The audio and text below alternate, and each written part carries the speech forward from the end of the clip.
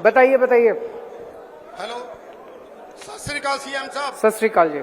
मैं Gurdev Singh Bhullar godfather cable network 2008 ਚ ਚਾਲੂ ਕੀਤਾ ਸੀ।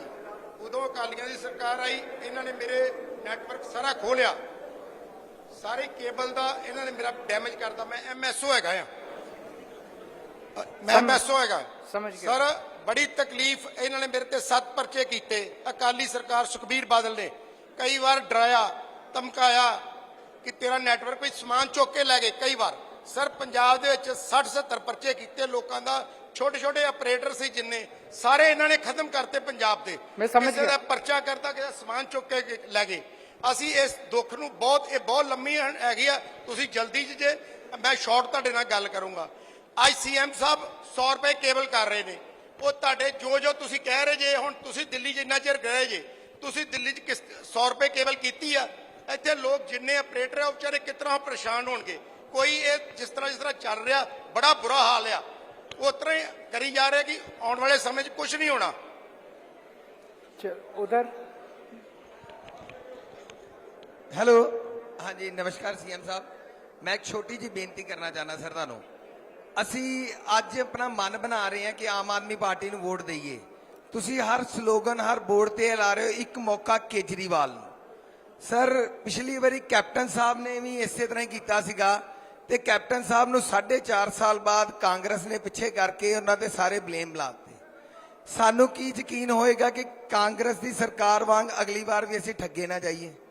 दूसरा सर, एक चीज है मैं कहना चाहूँगा, अमन जी ने मेरा पॉइंट ले लिया, मैं लेना चाहना सा पॉइंट कि सरकारी मुलाजम का तुसी भी उत्थे दिंदे हो दिल्ली च, उन्होंने कुछ PF कटते हो, वो थोड़ा जिहा उन्होंने अकाउंट चो कटते हो, थोड़ा जिहा तुसी पाते हो अपने अकाउंट चो, तो जो रिटायर होने लगते उन्होंने पेंशन मिलती है। कि इस तरह का तुसी कोई मैनीफेस्टो च अपनी गारंटी दिओगे कि व्यापारी भी इन्ने पैसे सानू महीने दे दवे, इन्ने असी पावांगे तां जो उन्होंने पेंशन मिल सके। एक सर होर देखो, अज इत्थे सारे हाल च व्यापारी बैठे ने, ये अपने आप को सेफ नहीं कह सकते क्योंकि दुकानों ते रोज गोलियां चल रही जी। पंजाब सरकार इस चीज़ लिए विफल है कि दुकानदार को सिक्योरिटी नहीं दे सकती। मे बी उसका कारण है कि VIP कल्चर ज़्यादा सिक्योरिटी दे विच। अगर तुसी एक महकमा ही वखरा बनाओ कि VIP नूं सिक्योरिटी वास्ते बंदे अलग होण, पब्लिकली अलग होण, कि दुकानदार सेफली अपना काम कर सकन। सर, मैं तुहाडे को अज मैं कल बटाले भी एक क्वेश्चन किया, पर मैं तुहाडे को इस करके पूछण आया अज चेचा बटाले तो कि तुसी वोट मांग रहे हो एक मौका केजरीवाल नूं। असी केजरीवाल साहब नूं मौका देण नूं तैयार हाँ, पर तुसी सानू मौका दिओगे कि तुहानू पेंशन मिलेगी, कि सानू मौका दिओगे तुसी सेफ रहोगे? देखो, जरूरी गल है, इहदा जवाब जरूर दिओ। बिल्कुल देंगे जी। अब मैं बोलूं? थैंक यू जी। मेरी एक आप लोगों से विनती है, मैं समझ सकता हूं कि आप में से बहुत सारे लोग अपनी अपनी बात रखना चाहते हैं। समय की थोड़ी सी कमी है। अगर मेरे को पहले पता होता तो मैं 2-3 घंटे और बाद की फ्लाइट करा लेता, लेकिन अभी जो लोग रह गए और बोलना चाहते हैं वो लिख के दे देना। मैं आपको आश्वासन विश्वास दिलाता हूं, मैं खुद पढ़ूंगा सारे, और मैं पंजाबी पढ़ लेता हूं। अगर पंजाबी में भी लिखोगे तो मैं पढ़ लूंगा, आप चिंता मत कीजिए। सबसे पहले ये मेरी व्यापारियों के साथ इतनी लंबी चौथी मीटिंग है। लुधियाने में भी हमने मीटिंग करी, जालंधर में भी मीटिंग करी, तीसरी में बठिंडा में भी तीसरी मीटिंग करी थी, और आज चौथी मीटिंग अमृतसर में कर रहे हैं। मैं स्पेशली दिल्ली से आके व्यापारियों के साथ, उद्योगपतियों के साथ इतने घंटे बिता रहा हूं। दूसरी पार्टियों की तरह अगर मैं चाहता, मैं भी एक मैनिफेस्टो लिख देता, 4 पॉइंट लिख देता और कह देता भाई हमारी सरकार बनेगी, व्यापारियों के लिए करेंगे। ऐसे ही तो करती हैं दूसरी पार्टियां। मेरा मकसद ये नहीं है। मेरा मकसद मुद्दे को समझना है, आपकी समस्याओं को समझना है और उन समस्याओं का समाधान निकालना है। इसलिए इतना समय दे रहे हैं। मैंने 4 मीटिंग करी, इसके अलावा कुंवर जी, अमन अरोड़ा और दिल्ली से मनीष सिसोदिया हमारे डिप्टी CM और सतिंदर जैन जो हमारे इंडस्ट्री मिनिस्टर हैं, वो अलग अलग शहरों में जा जाके 50 से ज्यादा मीटिंग करेंगे व्यापारियों के साथ। आप इसी बात से समझ सकते हो कि व्यापारियों को कितनी तवज्जो आम आदमी पार्टी दे रही है, उद्योगपतियों को कितनी तवज्जो दे रही है। और उसका मकसद ये है कि आज पंजाब के अंदर इतनी बेरोजगारी है, वो बेरोजगारी अगर हम कोशिश करें कि नौकरियां पैदा कौन करेगा? नौकरियां पैदा सरकार नहीं कर सकती, नौकरियां पैदा आप लोग करते हो। अगर सरकार आपको अच्छा माहौल देगी व्यापार करने के लिए, अगर सरकार आपको अच्छा माहौल देगी अपनी इंडस्ट्री चलाने के लिए, तो हजारों लाखों नौकरियां पैदा हो सकती हैं पंजाब के अंदर। और पंजाब में टैलेंट भी है, स्किल भी है, नीयत भी है, सब कुछ है पंजाब में। एक ही चीज की कमी है, राजनीति खराब है, पॉलिटिक्स खराब है पंजाब की, करप्शन है बहुत ज्यादा, नेताओं ने और पार्टियों ने मिलकर लूट लिया पंजाब को। इसको बदलना है। दिल्ली के लोगों ने एक मौका आम आदमी पार्टी को दिया था 5 साल पहले, बस पार्टी बदली थी। और आज दिल्ली में कितनी तेजी के साथ, आप तो खुद सब जाते होगे दिल्ली के अंदर, कितनी तेजी के साथ आज प्रोग्रेस हो रही है। ये बदलाव केवल चाहिए। दोस्तों, मैं अभी जैसे अमन जी ने बताया, अभी चन्नी साहब ने थोड़े दिन पहले बोला था, उन्होंने कहा 48,000 वैट के जो नोटिस, पुराने वैट के और जीएसटी के जो पुराने नोटिस हैं, उनको वापस लिया जाएगा। उनको वापस लेना तो दूर, उन्होंने कहा 40,000 तो हो गए, वापस हो गए, बस 8,000 अगले 2-3 महीने में ले लेंगे। वो 48,000 के 48,000 आज भी मौजूद हैं। 12,000 फ्रेश नोटिस उन्होंने जीएसटी के जारी कर दिया।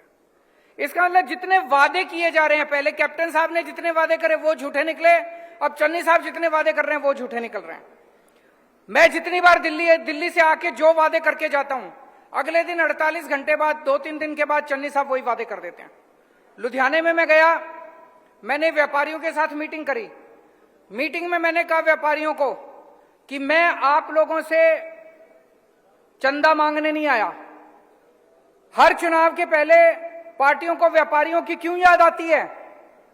पार्टियों को व्यापारियों की, उद्योगपतियों की याद आती है, उनको चंदा चाहिए, पैसे मांगने आते हैं। मैं आपसे पैसे मांगने नहीं आया, मैंने कहा मैं आपको पार्टनर बनाने के लिए आया हूं। पंजाब की प्रगति के अंदर मैं आपको अपने साथ कंधे से कंधा मिला के पार्टनर बनाने आया हूं। मैंने लुधियाने में यह कहा, शनिवार का दिन था, सोमवार को पंजाब के सारे अखबारों में फुल पेज ऐड आ गया चन्नी साहब का। ऊपर लिखा था मैं तो पार्टनर बनाना चाहूंगा। मैंने कहा चन्नी साहब लैंग्वेज तो बदल लेते कम से कम। जो मैंने कहा वही उन्होंने, नीयत की बात है, उनकी नीयत खराब है। उन्होंने करना नहीं है, दिखावा करना है, चुनाव के पहले ऐलान करने हैं, सारे ऐलान फर्जी हैं। अभी तक जितने ऐलान करे एक भी ऐलान जमीन के ऊपर लागू नहीं हुआ।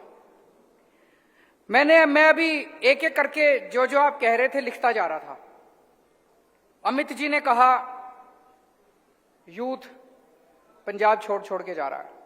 मैं आपसे बिल्कुल सहमत हूं। अगर यूथ ही चला जाएगा तो पंजाब का विकास कौन करेगा? इसको वापस लेके आना है। हमें पंजाब का माहौल बदलना है। आज पंजाब के अंदर इतनी निराशा चारों तरफ, अंग्रेजी में डिस्पोंडेंसी कहते हैं कि इतनी चारों तरफ निराशा छाई हुई है कि सब कुछ खत्म हो गया। इसे बदलना है, माहौल को बदलना है, पॉजिटिव एनर्जी लेके आनी है पंजाब के अंदर, इंडस्ट्री में, ट्रेड में पॉजिटिव एनर्जी लेके आनी है कि फिर से पंजाब खुशहाल हो।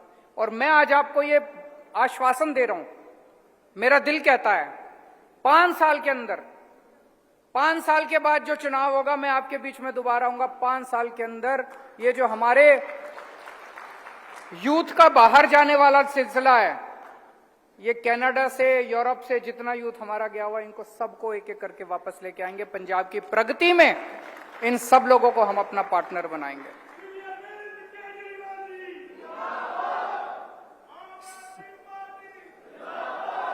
संजीव सहगल जी ने कहा कि जी आप सारी गारंटी दे रहे हो, ट्रेड को आपने गारंटी नहीं दी। ट्रेड को भी गारंटी दी। हमारी 2 तरह की गारंटी है। एक गारंटी है जो पूरे पंजाब पे लागू होती है, सबके ऊपर लागू होती है। बिजली सबकी कम होगी, सबकी बिजली फ्री होगी, 24 घंटे बिजली होगी, सबके लिए अस्पताल बनवाएंगे, सारी महिलाओं का, लेकिन कुछ गारंटी ऐसी हैं जो स्पेसिफिक है, जैसे मैंने आज टीचर्स की सुबह गारंटी दी, इसीलिए इसी तरह से मैंने व्यापारियों की भी गारंटी दी थी, लुधियाने में भी, जालंधर में भी। आज मैं फिर से आपको जो व्यापारियों के प्रति मेरी गारंटी है, मेरा वचन है, वो मैं अभी आपको थोड़ी देर में बताऊंगा। सेखो साहब ने फोकल पॉइंट्स का मुद्दा उठाया, बिल्कुल सही है, वो हमारी गारंटी में भी है कि फोकल पॉइंट्स के अंदर पूरा इंफ्रास्ट्रक्चर का कबाड़ा हुआ पड़ा है, ना सड़कें हैं, ना सीवर है, ना कुछ भी नहीं है। उसको फोकल पॉइंट्स को और ज्यादा बढ़ाने की भी जरूरत है और वहां पे इंफ्रास्ट्रक्चर भी तैयार करने की जरूरत है। उन्होंने और बहुत सारे थीम पार्क्स बनने चाहिए, एग्रो इंडस्ट्री बननी चाहिए, स्कूल एजुकेशन अच्छी होनी चाहिए। वो तो स्कूल तो ठीक करने हमें ही आते हैं जी, और किसी पार्टी को नहीं आते। तो दिल्ली में भी करे थे, यहां भी करके दिखाएंगे। वीरेंद्र जी ने बहुत सारे पॉइंट्स बताए। उन्होंने बताया पेपर इंडस्ट्री चली गई, फैन इंडस्ट्री चली गई, टेक्सटाइल इंडस्ट्री चली गई, शॉल इंडस्ट्री चली गई, ब्लैंकेट बनते थे वो चले गए, इंजीनियरिंग चले गए, फार्मा चली गई, प्रिंटिंग चली गई, होटल इंडस्ट्री का कबाड़ा हो गया। वीरेंद्र जी एक ही चीज कह सकता हूं, निराश मत हो, विश्वास रखो, साथ मिलके चल दें। 5 साल के अंदर सारी इंडस्ट्री को वापस लेके आना है। मैं अकेला नहीं कर सकता, आपके साथ मिलके जरूर कर सकता हूं।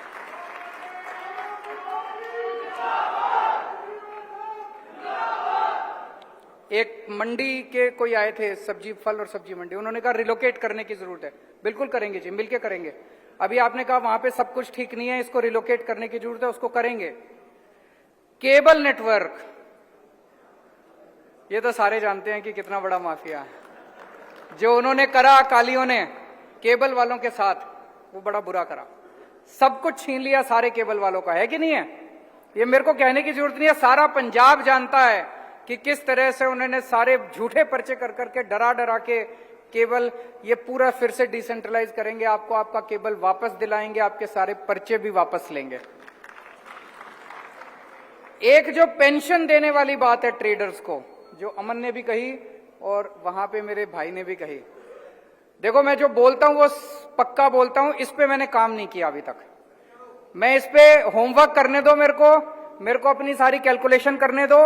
अगर मुझे लगेगा ये हो सकता है तो मैं दिल्ली में भी करूंगा और पंजाब में भी करूंगा।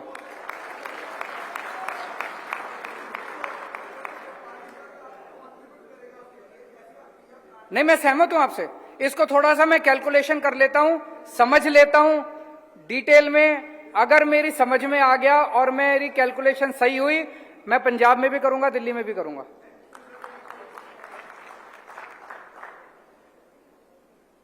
दिल्ली में जब हम पहली बार चुनाव लड़े थे, उस टाइम एक माहौल था दिल्ली में कि सारे व्यापारी बीजेपी को वोट दिया करते थे, व्यापारियों को बीजेपी का वोटर माना जाता था।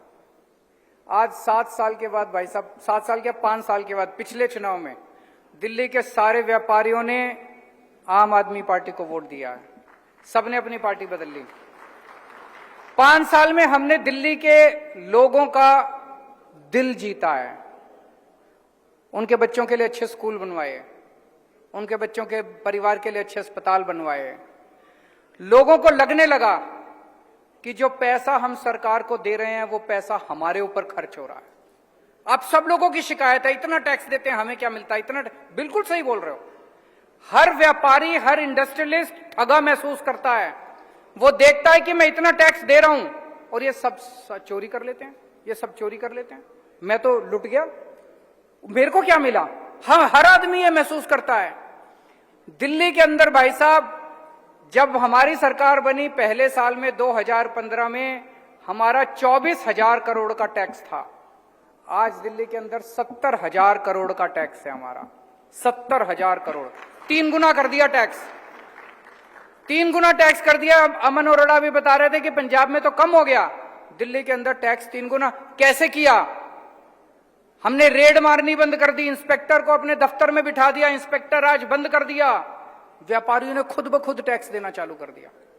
क्यों? क्योंकि व्यापारियों को लगने लगा यार ये सरकार को जो टैक्स दे रहे हैं उससे हमारा ही। व्यापारी क्या करता है? 24 घंटे मेहनत करता है। 24 घंटे मेहनत करने के बाद एक तो वो अपने परिवार को पालता है, दूसरा वो धर्म का काम करता है। हर व्यापारी धर्म का काम करता है। कोई किसी धर्मशाला में देता है, कोई मंदिर में देता है, कोई गुरुद्वारे में देता है, धर्म का काम करता है। और तीसरा सरकार को देता है।